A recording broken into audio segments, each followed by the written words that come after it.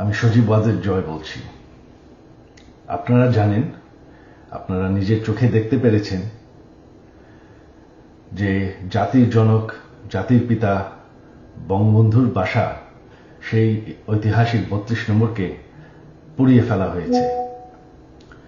এই প্রটেস্টার তো বলবো না, এই মব জাতির পিতার বাসাকে পুড়িয়ে ফেলায়।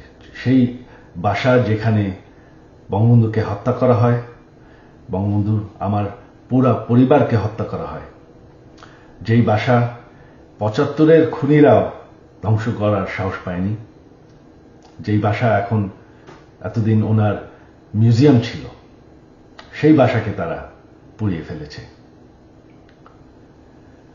বঙ্গবন্ধু একটি দলীয় বিষয় না, বঙ্গবন্ধু হচ্ছেন জাতির পিতা। বঙ্গবন্ধু না থাকলে আজকে আমরা বাংলাদেশ হতাম না, আজকে আমরা পাকিস্তান হয়ে থাকতাম।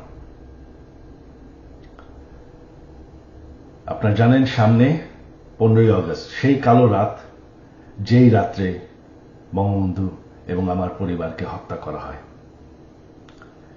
আমার আহ্বান বাঙালি জাতির কাছে যে আপনারা যদি স্বাধীনতার চেতনায় বিশ্বাস করেন, আপনারা যদি বাংলাদেশকে ভালোবাসেন, আর এই যে বাংলাদেশে বাস করছেন, এটাকে মেনে নেন যে বঙ্গবন্ধু আপনাদেরকে স্বাধীনতা দিয়েছে, আমাদেরকে স্বাধীনতা দিয়েছে। এই 15ই আগস্ট আমার আহ্বান আপনাদের প্রতি, শান্তিপূর্ণভাবে ৩২ নম্বরে গিয়ে ফুল দিয়ে আসবেন, দোয়া করবেন বঙ্গবন্ধুর জন্য, স্বাধীনতার চেতনার জন্য এবং আমার পরিবারের জন্য। এই হলো আমার আহ্বান আপনাদের প্রতি। ধন্যবাদ।